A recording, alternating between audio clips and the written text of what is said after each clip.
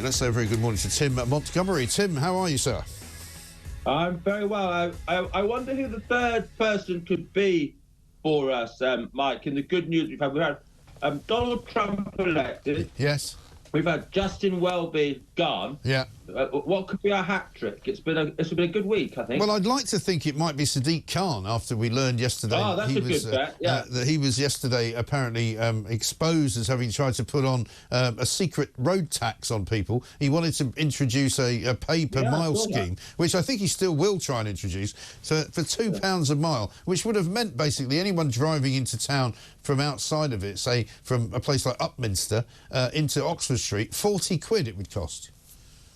It's expensive enough getting into London as it is. We don't need any more. No, exactly right. Exactly right. Let's talk a little bit about... with you on Christmas, by the way. I was in an Asda supermarket last week, late at night, and they were piping, we wish you a Merry Christmas. That's ridiculous. Throughout the whole store. And, that was, early November. Right. Just crazy. Yeah, no, I mean, they were selling Christmas trees in my local supermarket at the weekend, and I didn't really think too much of that because it wasn't a big thing. Yeah, they're selling them. But to see that the Christmas market has been opened up, the Christmas lights, a tree's gone up in Covent Garden, apparently. The lights have been lit. I don't know about Oxford Street yet or Bond Street, but there's a Christmas market open now so that you can go and buy Christmas stuff in Trafalgar Square. It's ridiculous. And I bet Bratwursts are nearer £10 and £5 now. The cost of them is ridiculous. Oh, I know. Absolutely right. We've got much to talk about this morning. Let's kick off with the trip to COP29, I suppose, by Keir Starmer, the only real sort of world leader who went, apart from the Taliban, of course, which I keep mentioning because I quite like mentioning the Taliban. But he's come up with this plan which scientists say we cannot ever reach unless we stop eating so much red meat and dairy and we stop travelling. He says we won't affect your lives. I don't think he's telling the truth. Well, we've agreed, I think before, Mike, that the most dangerous member of Keir Starmer's cabinet is Ed Miliband and his green plans. And, well, Keir Starmer seems completely in sync with him. It's not as though Ed Miliband is a rebel member of the cabinet that's difficult for him to get rid of. What Keir Starmer proposed yesterday, 81% cuts in emissions by 2035, I think. Yeah. It's just crazy. It's impossible. Right. Even if we knew it would work, and China and India were on board with cutting emissions as well, it would be so difficult for the British economy. Right. And I just think this is absolute madness. Right. But there's also kind of... I don't know how we're going to stop it. But... Yeah. But there's also a kind of disingenuous nature to it as well, because both he and Ed Miliband keep producing this mantra which says, this is all about jobs, it's all about growth, it's all about the future. But it's none of those things, because the jobs aren't being created. They never have been created. These green jobs, we were promised green jobs by Boris Johnson. It never happened. We've been promising green jobs and a green economy for years now, and it's never come true. And there can't be any growth, surely, in the economy when they continue to put more taxes on businesses.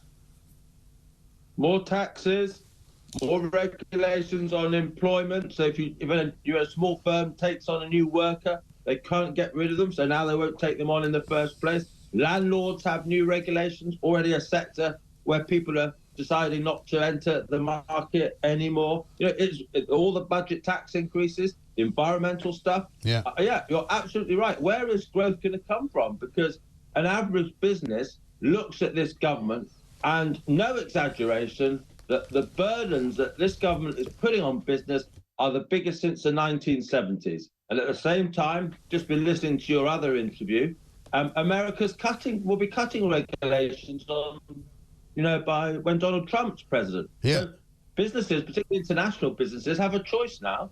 Go to countries like America where they're going to be welcome and unburdened, or go to places like Britain where everything's going in the wrong direction. Yes. I'm very worried about it, Mike. Very worried. And also there's a bit of a con going on, isn't there? Because they had that climate conference where they decided that they were going to get all this investment coming into the country. And the investment is really only coming in from companies that are already based here, that are already doing quite a lot of business here, and who seem to be kind of, you know, the favourites of the Labour administration because they sponsored the event, you know. And the idea that somehow they're going to bring more jobs and more money in because of the green agenda is simply not true.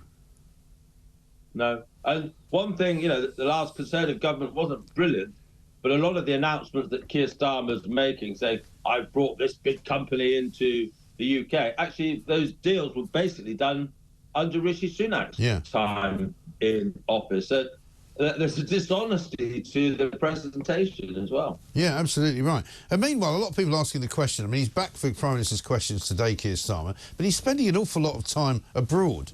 Spending an awful lot of time, you know, he went all the way over to Samoa for the Commonwealth Leaders Conference, the Commonwealth Heads of Government meeting. He went, as I say, to Azerbaijan. He's been to America 2 or 3 times. He was in France doing that ludicrous kind of military two-step with Emmanuel Macron on the back of a Jeep.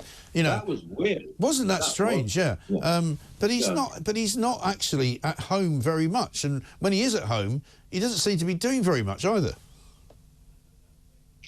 No, I'm not so perhaps unsympathetic to him as you might be, Mike, on these visits. He is a new Prime Minister, and a lot of the things he's interested in, the control of immigration, which we're both interested in, environmental stuff, international investment, it does require you having good relations, you know, with other world leaders.